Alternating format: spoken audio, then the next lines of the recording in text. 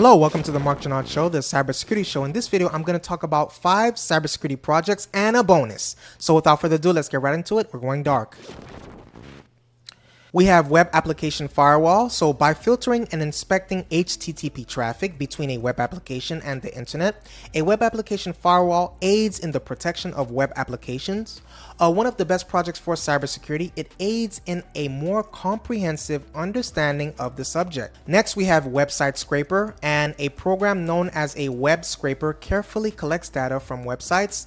Let's use a hypothetical scenario where we construct a web scraper that visits Twitter and collects tweet content. Web scraping is simply the act of collecting data from the internet in any format at the micro level. And next we have Log Analyzer, which is the method through which log events, audit trail records, or just logs are filtered from computer-generated log messages. Log Analyzer is a useful way of measurement that clearly illustrates what has happened across the architecture. Next, we have Antivirus. And, this can be complex, right? Because there's so many kind of templates to model, right? Like you might even try developing your own antivirus software if you have strong coding capabilities and are eager to take on a challenging project. Prior to beginning the projects, you must decide which programs your software will support and outline the safety measures you plan to implement. So please let me know in the comment section below, what program do you think is best to create an antivirus software? Next, we have Malware Analysis Sandbox. So malware is the cyber criminals and any other enemy of the business or organization's Swiss Army knife. It is crucial to understand how malware artifacts function in order to understand the context, the motivations, and the objectives of a breach in these ever-evolving times. Because, don't want to sound like a rookie, but Python, C++, I'm talking about for the last one, right? Python, C++. Next, we have a secure erasure code-based cloud storage system.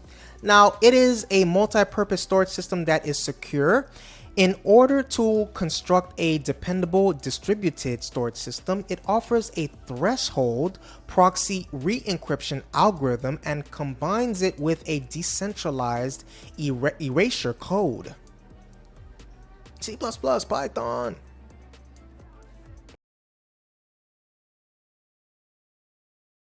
C++, C. There's like so many different codes out there. So the last one was your bonus. Please let me know what you think about these cybersecurity projects in the comment section below. Now, I want to say thank you for helping me get to 1,000 subscribers. Last year, that was my goal.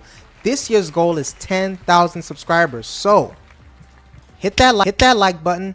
Hit that like button. Hit that subscribe button. Hit that subscribe button. Hit that subscribe button, because this year's goal is 10,000 subscribers. Let me say that again.